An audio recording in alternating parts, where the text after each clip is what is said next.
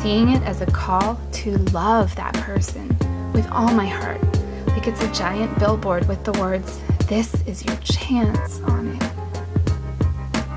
6, I look to the world I live in, searching for a sign that this is living, organic, that this is real and precious, that this is changing and temporary. And I see no signs. I see endless distractions dressed up as information and entertainment and social networking, and I can't even remember what I'm looking for. I see faces on magazine covers and infomercials and music videos, and I wonder where all our elders have gone. And then I see nursing homes with no vacancy signs where long halls hold room after room after room of someone's mother, father, sister, brother, cousin, friend, neighbor staring at the walls, wondering where all the young ones have gone, wondering sometimes who they are, and still afraid to die. I see intensive care units with bright lights and masked faces, where a death not interrupted is a life not saved, a failure.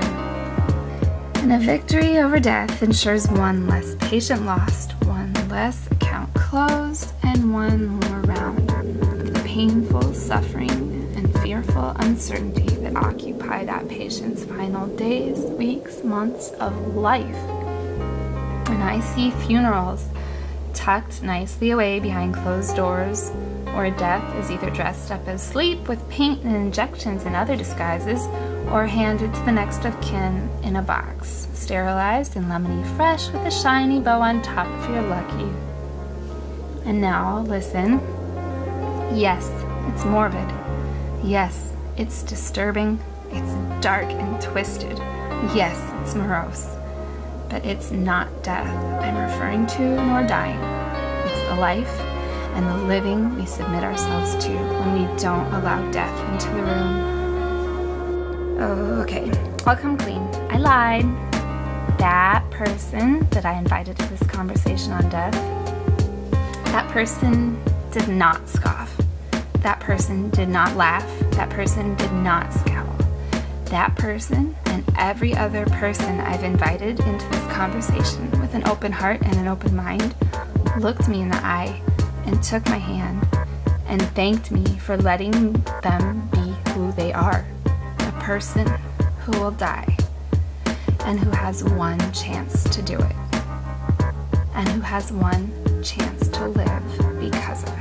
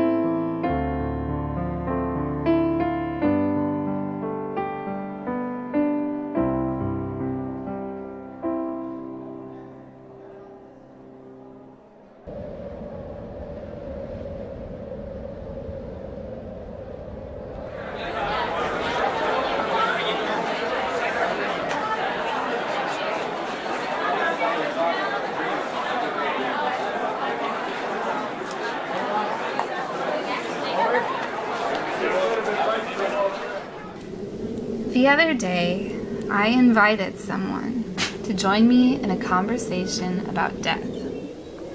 That someone scoffed. They laughed.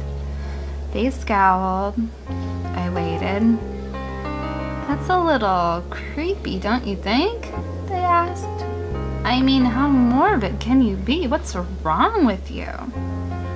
I told that someone, "Friend," although truly I knew them not, "but friend," I said, "I am interested in death and in dying, yes, and I want more than anything for us to talk about it.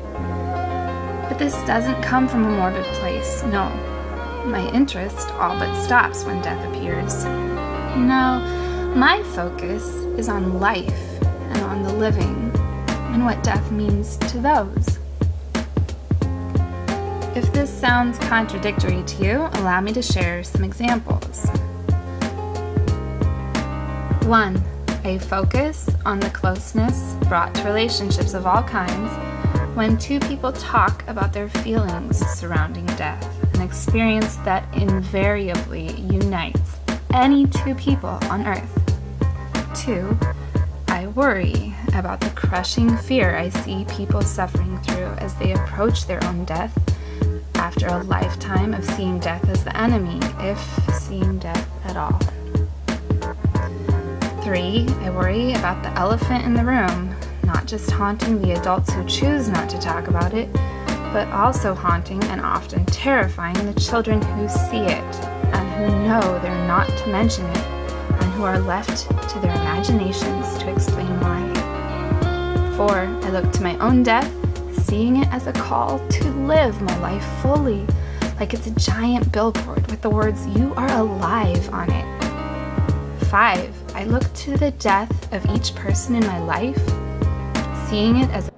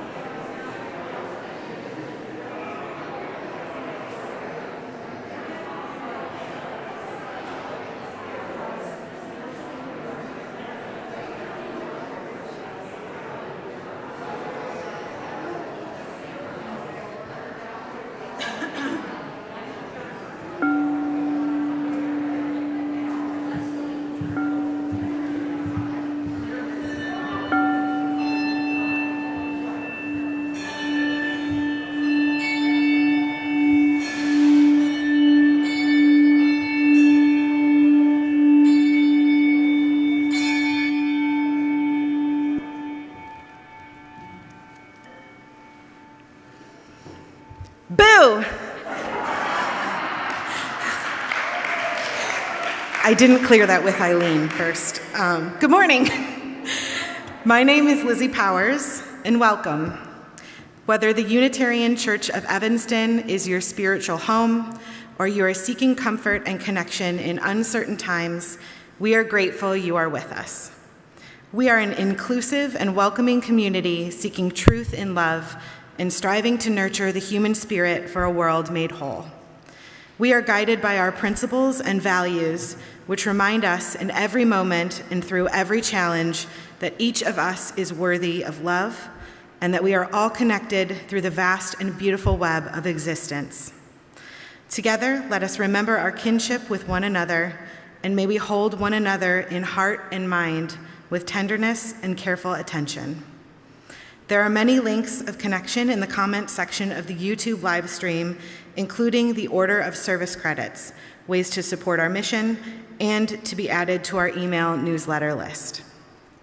A few announcements. All ages are invited to stay for Faith Formation Hour after worship. Today we will be exploring spiritual practices. You can choose from several programs. Tai Chi for older youth and adults in the sanctuary, chair yoga in room 3. This will also be offered on Zoom. You can find a link to join in the comment section for those live streaming or in the newsletter. And our Samhain ritual will be outside on the south lawn. Childcare for 0 to 3-year-olds is in room 11. Please sign up for conversations about our end statements through Realm. The link is in this Friday's newsletter. You can share your experiences of the Holy and help plan the direction of UCE. The deadline for submitting donations to the Serendipity auction is in only 1 week, Sunday, November 7th. For the church's largest fundraiser to be a success, we need at least 100 more donations. For those who have donated already, thank you. If there are 100 people or families present today who have not yet donated, we ask you to share your best self. Families might consider offering to shovel snow or to do a fall or spring yard cleanup. Others could offer a ride to the airport or to prepare a meal to deliver. If you have a treasure that you are ready to part with, please donate. Some of you may prefer to purchase a gift card from a local minority-owned, woman-owned, or environmentally committed or other favorite business. We are all needed to contribute to our church's connectedness to each other and our financial health. And we will achieve this if we all do this together. We also need volunteers for the celebration morning activities on Saturday, November 20th. Look for a member of our auction team, Kathy Diamant, Carla Williams, or Meredith Hayden, and one of us will be by the auction poster in the front lobby.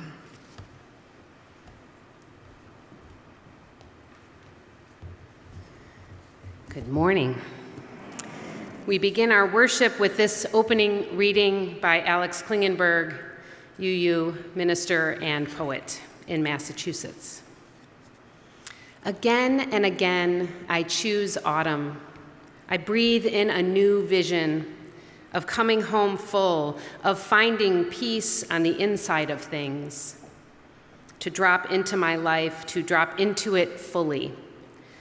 All of my autumns are a way of sinking further into intuition, into a deep knowing that adventure lives inside me, inside you, inside the space between our bodies, the channels we unlock with our writing, our songs, the paintings our impressionists. We come together in dreams and art to reveal what we already know. There is no such thing as disconnection, just cycles and seasons of coming and going, ebbing and flowing, waxing and waning, drifting closer and closer with each passing year. Welcome to worship.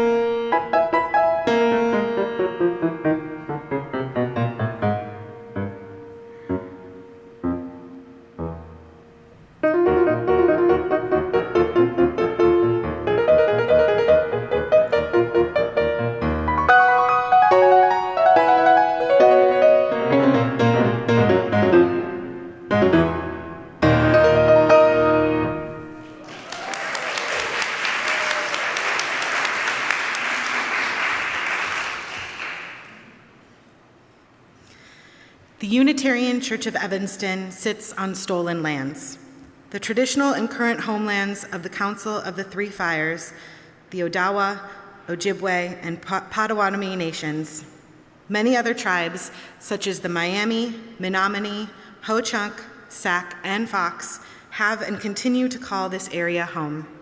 We name these in honor and respect for the land, all the animals and plants that have lived on and through the land, and all people who have been and remain a part of the earth. Our shared faith calls us to name these as one small effort towards greater accountability, deeper relationship, and mutuality with our ancestors, living communities, and descendants. As we light our chalice, symbol of our living tradition, please join in reading responsively the words on the screen by Leslie Takahashi. We bring into our hearts all those who have gone before us, all those whose living in this world has prepared the soil for our living, all those whose being has enabled our being.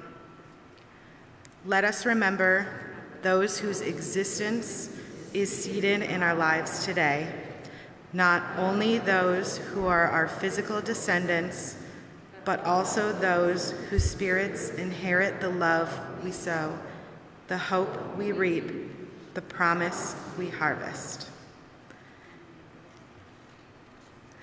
And may those of us whose religious inheritance is freedom never rest until all who wish to be its children are sheltered. Please rise in body or spirit and join in saying the words of our covenant. Love is the spirit of this church, and service is its law. This is our great covenant, to dwell together in peace, to seek the truth in love, and to help one another. The hymn is number 8, Mother Spirit, Father Spirit, verses 1, 3, and 4. Please feel free to sing along if you are at home. While we are in the sanctuary, we ask that you hum along.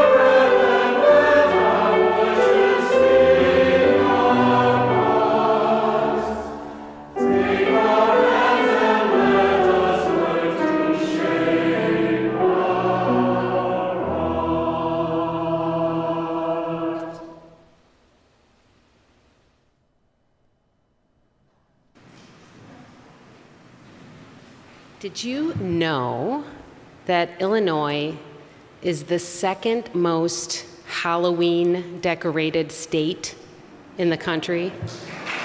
I know. Can you guess which one is the first? And if you know, okay, all right. What is it? No. Ellie. Okay, go ahead. It's Utah. And let me tell you, I asked my husband this question, who is a junior high social studies teacher, so he knows all of the states and can name them all. And I said, what do you think is the second? And I'm thinking in my head, he's going to name Utah last. He named Utah last. He named every single state. Anyway, I don't know what it is about Utah, but I think it's cool. The other thing about Illinois is that we are the #1 pumpkin producers in the country, like by far. Like the next 5 states combined, we produce more pumpkins than any other state, which I also think is cool. It seems as though this year more houses than ever are decorated for Halloween, and those that have decorated really went all out. In my neighborhood, I especially love the zombie house and the skeleton wedding.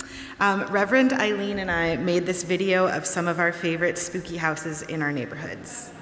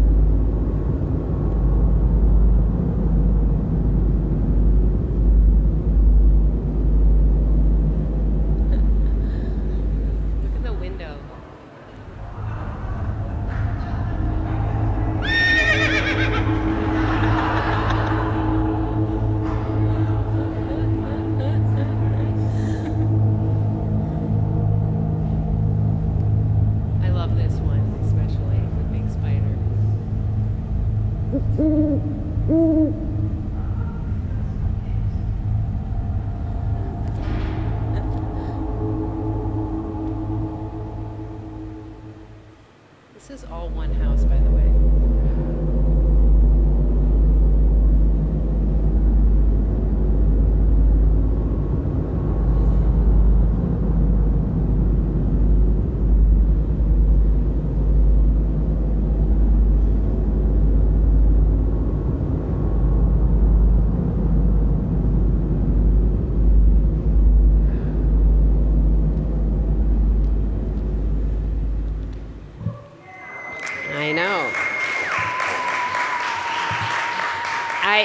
I absolutely delight in this house, that in particular, that one house at the end is like a few blocks away from me. And I just, like, the thing that I love about them is that they have built over the years, like this year they really pulled out all the stops and like grew their own pumpkin patch.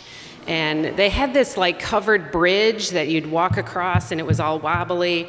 And they build over the season, so they've got a thing in their window that says, 60 days till Halloween, and 40 and 30. It's like this countdown, and every day I'm like, what are they gonna add next? And every time I walk by, I'm walking with my dogs, and if I see them outside putting something up, I'm like, thank you, you bring me joy. Thank you for making the neighborhood so fun. I wonder what it is about these scary and creepy Halloween decorations that makes you feel so much joy, Reverend Eileen. It's weird. But I think I feel the joy because there's this sense of community, right? Of sharing and coming together around what is scary and spooky. This Wednesday, we had a bonfire out on the lawn, and we told scary stories, and we roasted marshmallows. And Kathy had this really cool activity where we wrapped crepe paper around our arms, and then we wrote our fears on our arms. Juliana wrote on my arm because I couldn't write on my own arm. She wrote spiders for me because I'm really scared of spiders. And then we tore them off and we threw them in the bonfire and said, "Fears be gone." Yeah, it was really fun. And I can't say that I'm not afraid of spiders anymore, but there was something empowering about sharing that experience together and doing something physical and watching it burn. Maybe it helps us face our fears when we can turn them into something almost silly. Giant spiders and skeletons and zombies climbing the house crosses over the scary into the ridiculous. Putting up scary decorations around our houses for everyone to see makes them a little less scary too. Add in the sweetness of candy and visiting neighbors to trick or treat, wearing funny or scary costumes. It can really turn our fears into fun. Yes. Samhain and Dia de los Muertos and Halloween and All Souls, all of these holidays that happen here at the end of October and beginning of November, they're connected through history and through religious traditions and through the season of autumn, this season that is so associated with loss and weeping and endings. As the leaves turn colors and they fall and the trees are going into deep sleep, as we celebrate Halloween and as we honor Samhain after the service today with our ritual, we can remember that facing our fears and getting through loss is easier when we know we're not alone. And it's even better if we can add some fun to the scary and difficult things we face. Thank you.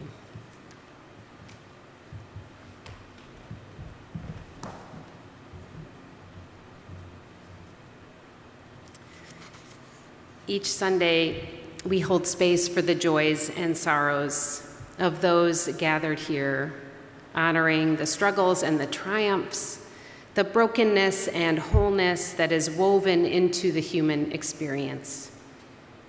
If you have a joy or a sorrow you would like spoken aloud, you can write it in the Joys and Sorrows book at the back of the sanctuary. You can submit it through the form found on our website, or you can simply email me or Reverend Susan. This is the only sorrow or concern that was shared for today, and it is shared by a friend of the congregation. Tomorrow, November 1st, will be my last day with my company after 16 years. My role has been displaced due to a reorganization. I am so incredibly sad. I will miss my colleagues come friends dearly. Connection has become so precious during this last 18 months, and I fear losing touch with even more people. I don't know what comes next. We know that these are not the only joys and sorrows or concerns that are on our hearts. This is the sacred space for our tender offerings, and it is part of the practice of beloved community. Together we expand our celebrations and we lessen the burden of our grief. I want to invite those who are present to come forward to light a candle for the concerns that are on your heart, and to place, if you have one and you haven't already, if you want to come and place a photo of a loved one with you, if you want to place it on either one of the side altar tables as you come and light a candle. Please come forward now.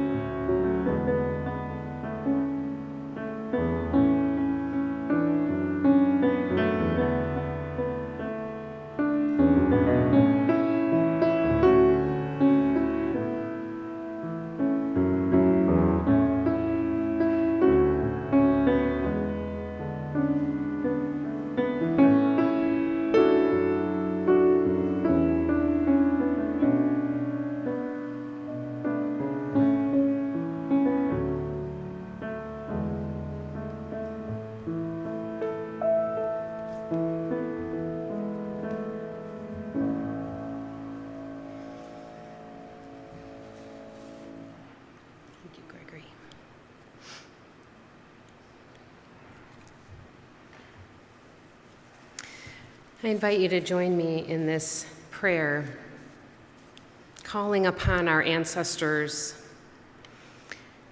And as we go through, I invite you to fill in the names and the prayers that you wish by either speaking them aloud or silently to yourself. This is I Call Upon You, written by Tandy Rogers. I call upon you. You may say aloud or silently those names of those ancestors from the cloud of witnesses to accompany me today. I call upon you.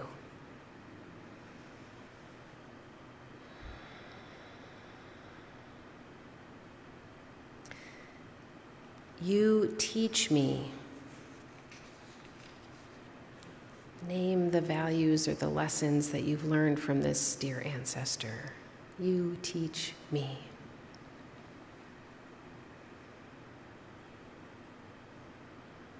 Resilience and courage.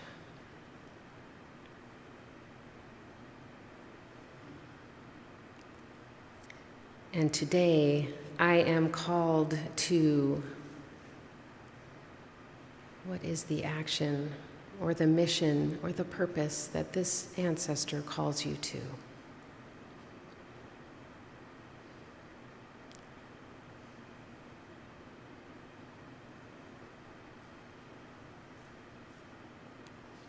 Walk with me. Inspire me. Hold me accountable so I may bring honor to you, amplify love and compassion to those around me, and make the way easier for those yet to come. I ask this because you are mine and I am yours. You live in me and I live in you. Amen.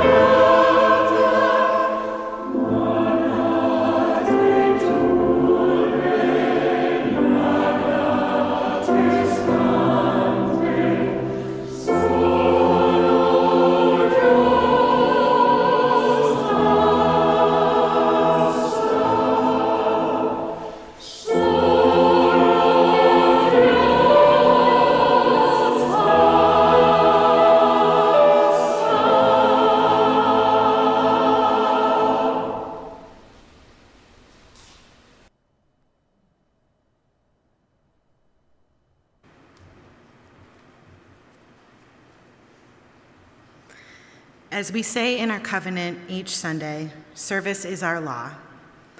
UCE is called by our mission, values, and principles to contribute to our community, to form accountable partnerships, and to express gratitude through giving. Here to speak about today's shared offering is Ann Staton from Mother and Child Alliance.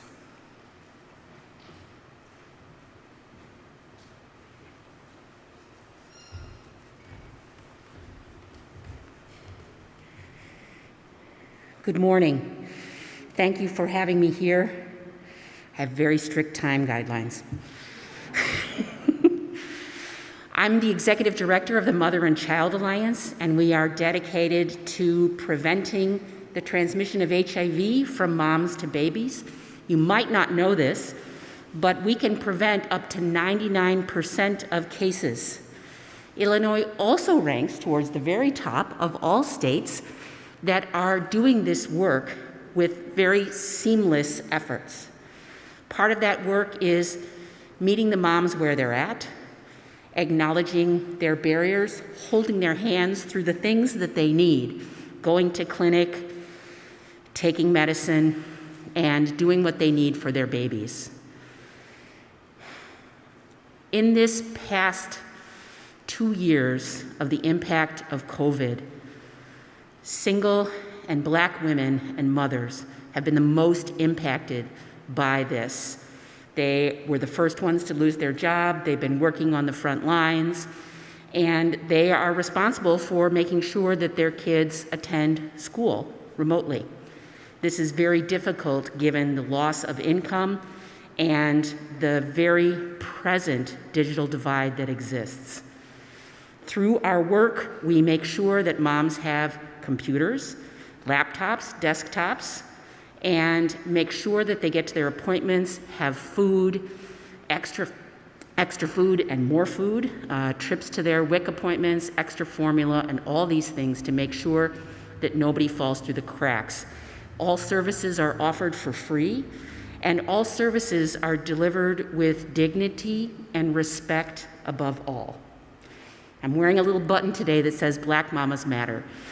Not to single them out among all the people, but to say that really thinking about this group specifically is really important. Their needs are so critical, and thank you for your support.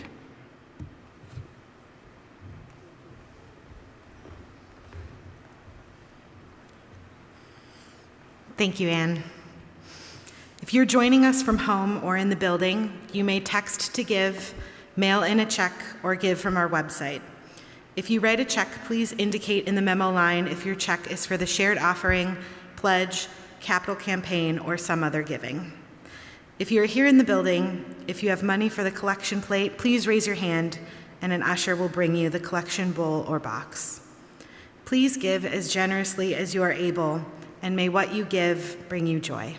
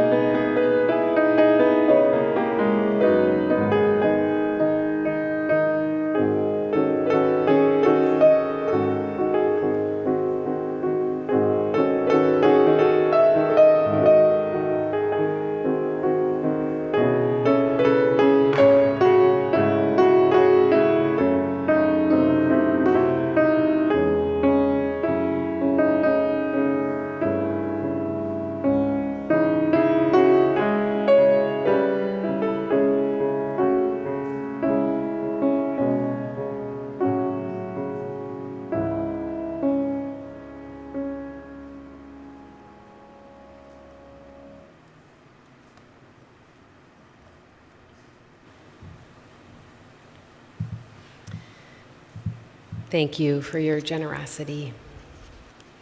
Today's reading is We Remember by UU minister and poet Kendall Gibbons. When death comes suddenly, taking just one friend, or in a magnitude beyond our comprehension. In horror and disbelief, we remember. When bright and innocent lives are cut short without warning or mercy.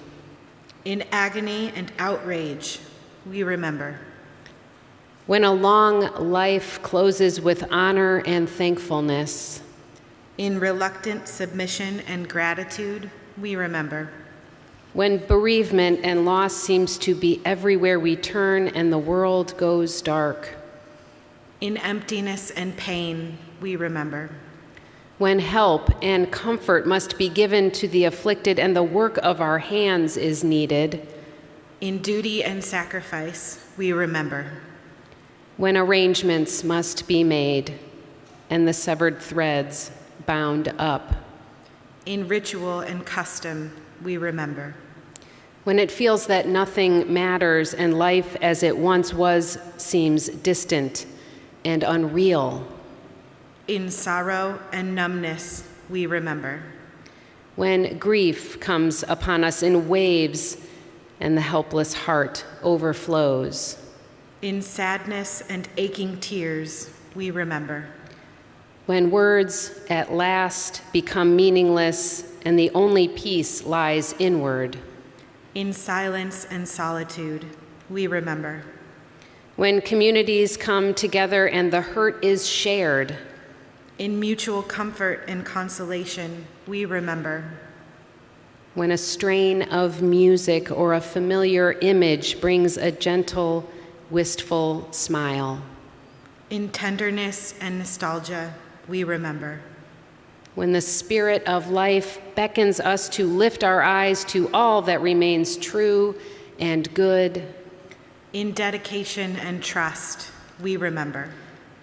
When the lessons of mutual help and understanding taught by tragedy live on in us to bless the world. In love and kinship, we remember.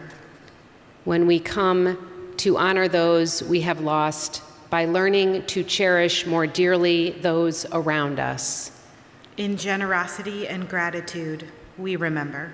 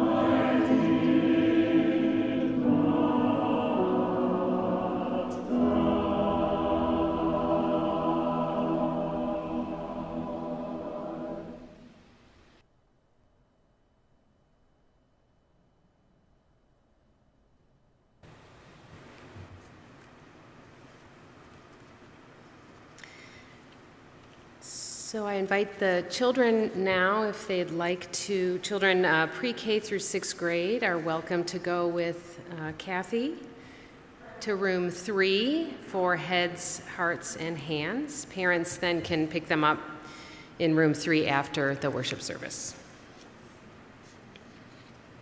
Or you're welcome to stay here too. I love Halloween, if you can't tell. I loved making family-themed costumes when my kids were little and even not so little.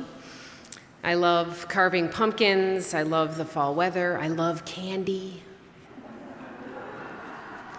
All Hallows Eve, the night before All Saints' Day, like all holy days, has undeniably become commercialized in the United States. And though many of us think of Halloween as a non-religious holiday, and maybe that's why we like it, it's deeply connected to ancient religious symbolism, ritual, and meaning. The customs of Halloween as we know them today come out of Samhain, the Gaelic harvest festival practiced by Celtic pagans in Ireland and Scotland, going back as far as 2,000 years ago and passed on through oral and written tradition. The medieval Catholic Church tried to stamp out paganism to no avail, and so absorbed its practices and created Catholic holidays to coincide with the deeply held practices of paganism. All Saints and All Souls Day subsumed Samhain and became Dia de los Muertos in Mexico and later Halloween in the US. All of these traditions, in all of their iterations, revolve around similar themes. It is the time of harvest, between the autumnal equinox and the winter solstice. It is the liminal space between light and dark, life and death. It is said that this time of year is when the veil between the living and the dead is thinnest. It is the time when those of us living can communicate best with loved ones who have moved beyond. I don't know if I believe in ghosts, but I do believe we are more than these bodies, that there is more to us than that can be seen and touched. And it is comforting to think that something of the soul endures and can be reached by those who remain of this world in some way. And so we honor our beloveds who have moved on from this life. We share their photographs and their stories. We say their names with reverence and solemnity.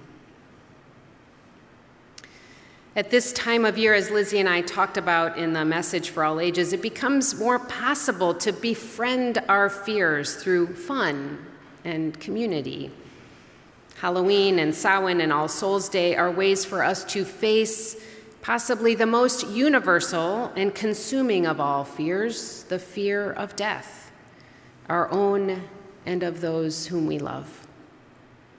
Death is something most of us would rather not talk about. We come up with all kinds of ways to avoid the subject, to name it euphemistically. We call it passing away, transitioning, crossing the rainbow bridge.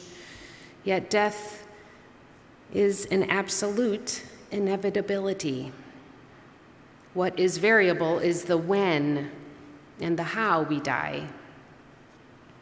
If I could choose my own end, it would be to die after a long and happy and purposeful life, peacefully in my sleep, in my own home, with my loving family near. I hope to do as Thoreau said, to live deep and suck out all the marrow of life. But most of us don't get to choose how we die. And some of us choose death over the pain of living, which leaves a terrible grief for those who loved them. Losing a loved one is never easy, and losing a loved one to suicide is particularly painful. And I know that many of you hold that pain.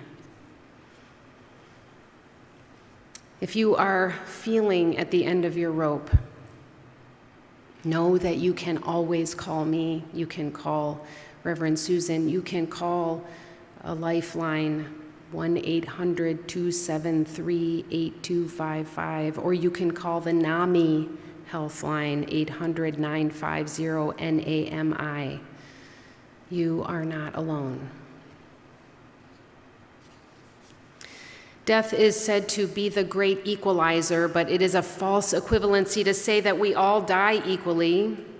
Just as there is disparity in how people live, as Anne reminded us this morning with our offering, there is disparity in how people die, too often connected to poverty and systemic oppression. Addressing the inequality of death means rooting out the causes of inequality in living, and we are called to do that. But we can't control death, though we can, at the very least, speak more honestly of this ultimate fact of life. We will die. There are ways to face death and grief in community and to make our wishes known. As hard as it is to talk about, none of us is alone in facing death and loss. We must remember that, and we can learn to share this reality more honestly and courageously together. Last month, the pastoral care team invited a death doula, C.J. Greenberg, to talk with us about how to talk about death and dying. A doula accompanies someone through a major transition. There are birth doulas who accompany people giving birth, and there are death doulas who can accompany people in the process of dying if we are lucky enough to approach death with some awareness of its coming. The most important thing a death doula does, and the same is true for our pastoral care team members, is to listen, to create space for that conversation, which is uncomfortable and hard. There are movements to intentionally set aside time for that difficult conversation. The Death Cafe movement is a voluntary and not-for-profit movement with the objective of increasing awareness of death and to help people make the most of their finite lives. The model was developed by John Underwood, no relation to Kathy Underwood, and Sue Barsky-Reed, John's mom in the UK. These conversations are often with strangers. There's no agenda, no pre-established questions, just the space to talk about something many of us would spend our lives trying to avoid. I found this video titled "Why I Talk About Death" on the Death Cafe website, created with words by Kate Brassington and music titled 18 Pieces by the artist Soda.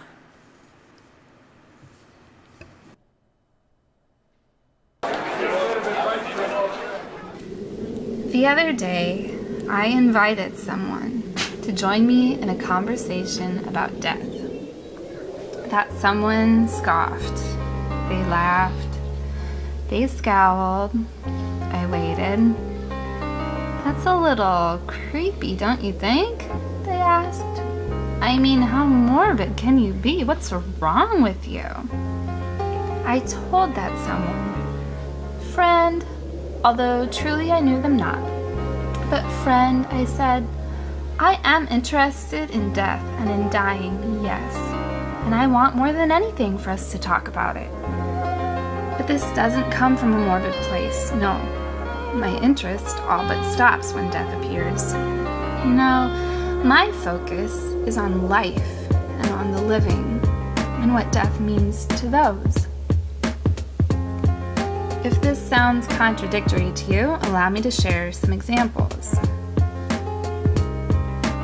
1. A focus on the closeness brought to relationships of all kinds when two people talk about their feelings surrounding death, an experience that invariably unites any two people on earth. 2. I worry about the crushing fear I see people suffering through as they approach their own death after a lifetime of seeing death as the enemy, if seeing death at all. 3. I worry about the elephant in the room, not just haunting the adults who choose not to talk about it, but also haunting and often terrifying the children who see it and who know they're not to mention it and who are left to their imaginations to explain why. For I look to my own death, seeing it as a call to live my life fully, like it's a giant billboard with the words, "You are alive," on it. 5, I look to the death of each person in my life, seeing it as a call to love that person with all my heart, like it's a giant billboard with the words, "This is your chance," on it. 6, I look to the world I live in, searching for a sign that this is living, organic, that this is real and precious, that this is changing and temporary. And I see no signs. I see endless distractions dressed up as information and entertainment and social networking, and I can't even remember what I'm looking for. I see faces on magazine covers and infomercials and music videos, and I wonder where all our elders have gone. And then I see nursing homes with no vacancy signs where long halls hold room after room after room of someone's mother, father, sister, brother, cousin, friend, neighbor staring at the walls, wondering where all the young ones have gone, wondering sometimes who they are, and still afraid to die. I see intensive care units with bright lights and masked faces, where a death not interrupted is a life not saved, a failure. And a victory over death ensures one less patient lost, one less account closed, and one more round of the painful suffering and fearful uncertainty that occupy that patient's final days, weeks, months of life. And I see funerals tucked nicely away behind closed doors, or death is either dressed up as sleep with paint and injections and other disguises, or handed to the next of kin in a box, sterilized and lemony fresh with a shiny bow on top if you're lucky. And now, listen. Yes, it's morbid. Yes, it's disturbing. It's dark and twisted. Yes, it's morose. But it's not death I'm referring to, nor dying. It's the life and the living we submit ourselves to when we don't allow death into the room. Oh, okay, I'll come clean. I lied. That person that I invited to this conversation on death, that person did not scoff. That person did not laugh. That person did not scowl. That person and every other person I've invited into this conversation with an open heart and an open mind looked me in the eye and took my hand and thanked me for letting them be who they are, a person who will die and who has one chance to do it and who has one chance to live because of it.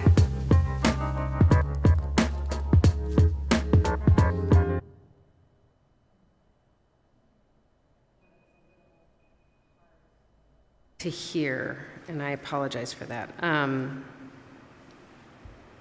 What the video was saying is that life is made richer and more intentional when we allow us to have a conversation about the end of it.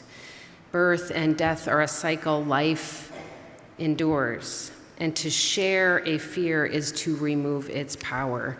Fear can be debilitating, but just as we expand our joys and lessen our grief in the practice of beloved community, we can together manage our fears. There are lots of ways to have mindful and meaningful conversations about death. Another is death over dinner or death over dessert, which is a movement, another movement that is a more intentional conversation with loved ones about your wishes around death. The pastoral care team is considering whether to host conversations like this at UCE, either online or for now, or when it's safe to have a meal together in person, we'll do that. So if you're interested in being a part of one of these conversations, please let me know or one of the pastoral care team members. Halloween is the one time that we embrace and poke fun at death. When the veil is thinnest, we approach the inevitability of the end of life with courage and in community. What if we could make that conversation safe to have any time of the year? Perhaps being honest with death could make us more intentional and joyful in our living. If we remember each day that it could be our last, could that deepen our commitment to living our values, to loving more freely, to letting go of anger and resentment and feelings of inadequacy and guilt and fear? In beloved community, we strengthen one another. We deepen our commitment to making the world whole, and we co-create beauty and joy. We also help hold sorrows and fear. Together in beloved community, may we live more fully and honestly by facing the reality that life is impermanent and therefore precious. May the fragility of life empower us to love more boldly. May we honor the inherent worth and dignity of all souls, including our own, and remind each other that we are all connected to the oneness of everything. Amen. Blessed be. Peace.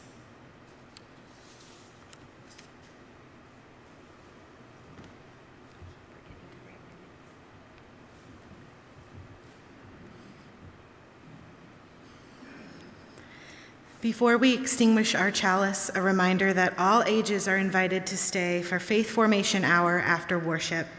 Today we will be exploring spiritual practices. You can choose from several programs: Tai Chi for older youth and adults in the sanctuary, chair yoga in room 3, and that will also be offered on Zoom. You can find a link to join in the comment section for those live streaming or in the newsletter. The Samhain ritual will be outside on the south lawn or in room 6 and will be offered virtually if in room 6. Childcare for 0 to 3-year-olds is in room 11. As we extinguish the chalice, please join us in saying these words.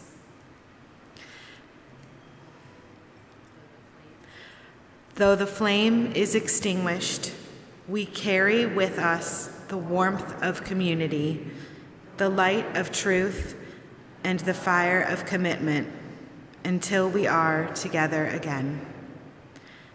The hymn is number 1051 in the Teal hymnal.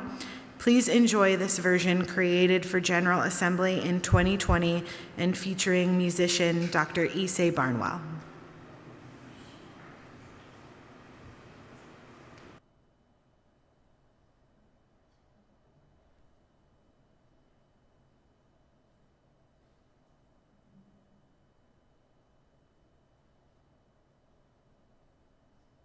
For each child that's born, a morning star rises and sings to the universe who we are. For each child that's born, a morning star rises and sings to the universe who we are. Oh, for each child that's born, a morning star rises and sings to the universe who we are. Oh, for each child that's born, a morning star rises and sings to the universe who we are.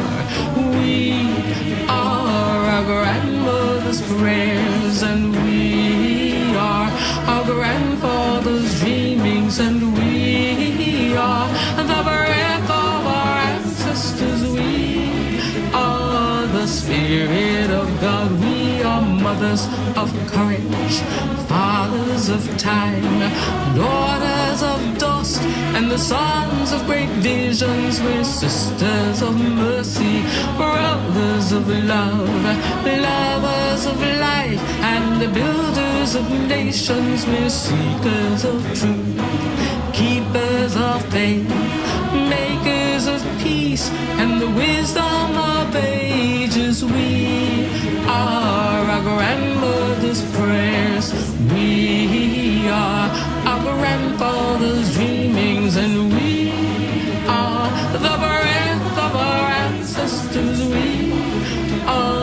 the Spirit of God. We are mothers of courage, fathers of time, daughters of dust, and the sons of great visions. We're sisters of mercy, brothers of love, lovers of life, and the builders of nations. We're seekers of truth and keepers of faith. We are makers of peace and the wisdom of ages. We are our grandmother's prayers. We are our grandfather's dreamings, and we are the breath of our ancestors. We are the Spirit of God. We are our grandmother's prayers, and we are our grandfather's dreamings. We are the breath of our ancestors. We are the Spirit of God. For each child that's born, a morning star rises and sings to the universe who we are. For each child that's born, a morning star rises and sings to the universe who we are. We are one. May we go facing death with honesty so that we may love and live more fully, co-creating beauty and beloved community. Go making peace.